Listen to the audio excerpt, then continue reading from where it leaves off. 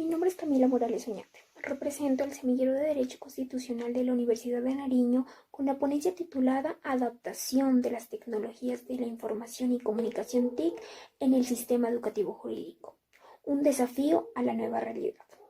El efecto irradiador inherente al sistema de tecnologías de información y comunicación TIC ha repercutido en las distintas esferas que conforman nuestra sociedad, obligándonos a afrontar un proceso de adaptación a esta nueva realidad digital.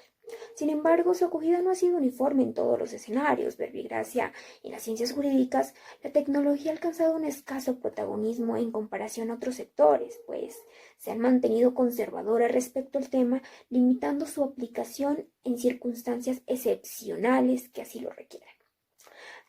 Tal es el caso del sistema judicial colombiano, en donde si bien existen reglamentaciones que regulen la justicia digital desde épocas atrás, ellas no generaron cambios visibles debido a la actitud pasiva adoptada por los operadores judiciales en su aplicación, suceso que se mantuvo hasta la propagación del virus COVID-19 en el país, pues el aislamiento preventivo obligatorio impidió que las personas puedan salir de sus hogares y, en consecuencia, el acceso y la administración a la justicia quedaron paralizados. De tal modo que fue necesario implementar el uso de las TIC mediante Decreto 806 del 2020 que permitan la continuidad de la prestación del servicio en el contexto de confinamiento actual.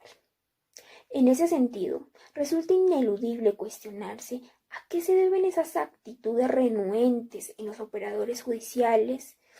a implementar las TIC. ¿Es acaso una situación que emerge del proceso de aprendizaje impartido en la cátedra? Ante estos interrogantes, se realizará un análisis crítico del modelo de educación jurídica que ofrecen las universidades para efectos de determinar la incidencia que ha tenido la tecnología en la academia jurídica. Y seguidamente se propenderá a plantear herramientas innovadoras que resulten beneficiosas para el proceso de enseñanza-aprendizaje del derecho. Siendo así, es menester comenzar señalando que la enseñanza de las ciencias jurídicas se ha caracterizado por mantenerse en una línea estática en el modelo tradicional de educación, pues es habitual en las cátedras de derecho que se adopten un sistema de clases magistrales que se limitan a impartir procesos de memorización y recolección de información, priorizando únicamente que sus estudiantes manejen un dominio de la normatividad legal vigente, aspecto que resulta insuficiente cuando en la vida profesional el abogado deba enfrentarse a situaciones propias de la praxis jurídica que las leyes no contemplan. Por ende, es imperioso que la academia desarrolle un pensamiento crítico en sus alumnos, que no se reduzca únicamente a su formación doctrinaria, sino que además abarque pedagogías innovadoras en su estudio, que les permita desenvolverse con facilidad en el mundo jurídico del siglo XXI. Así las cosas, es necesario repensar nuevas herramientas que permitan que el estudio del derecho armonice con su telos, de modo que la inclusión de las TIC en la esfera académica resulta una idea cautivadora al ser un mecanismo que permite propagar la universalización de la educación, haciendo que estudiantes de diferentes lugares y latitudes rompan fronteras e interactúen en tiempo real en búsqueda de lograr un mismo fin, el conocimiento. Empero, no se puede desconocer que ello resulta un verdadero reto educativo, ya que su mala planeación puede implicar un efecto opuesto, acrecentar las brechas de desigualdad, generando que estudiantes vean truncado el derecho efectivo a la educación, ya sea porque no cuentan con aparatos electrónicos requeridos, no tienen accesibilidad a servicios de Internet o inclusive las dos, y por esta razón se vean compelidos a desertar en su proceso de aprendizaje. Es entonces un camino arduo, ya que además de asegurar la inclusión estudiantil, se debe propender por instaurar cambios estructurales en la metodología de la educación, que no conlleven un traslado del modelo presencial al virtual, sino que recojan los beneficios que ambas modalidades nos ofrecen. El primer paso para llegar a ese camino de transformación erige en consolidar la relación educador-educando como eje transversal del cambio, porque es desde allí donde se asegura la durabilidad en el tiempo, considerando que si se logra fortalecer su vínculo mediante comportamientos mutuos de cooperación, ética, responsabilidad, entre otros, simultáneamente se construyen lazos de confianza recíproca entre sí y entre el sistema formativo mediado por las TIC. A su vez, el segundo escalón recae en el rol que desempeña cada parte. Por un lado se encuentra el cuerpo de docentes, quienes deben enfrentarse a una labor compleja teniendo en cuenta que la mayoría de ellos han prescindido del uso de cualquier medio tecnológico en sus procesos de enseñanza. Por tanto, tienen tareas adicionales. La primera, atinente a aprender a hacer uso de las TIC, y la segunda, que consiste en reaprender nuevas formas de enseñanza donde se las incluya.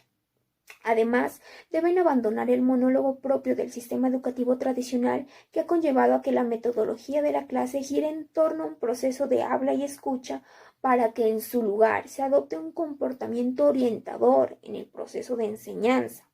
proyectando sus nociones innovadoras en recursos que desarrollen conocimientos en sus alumnos.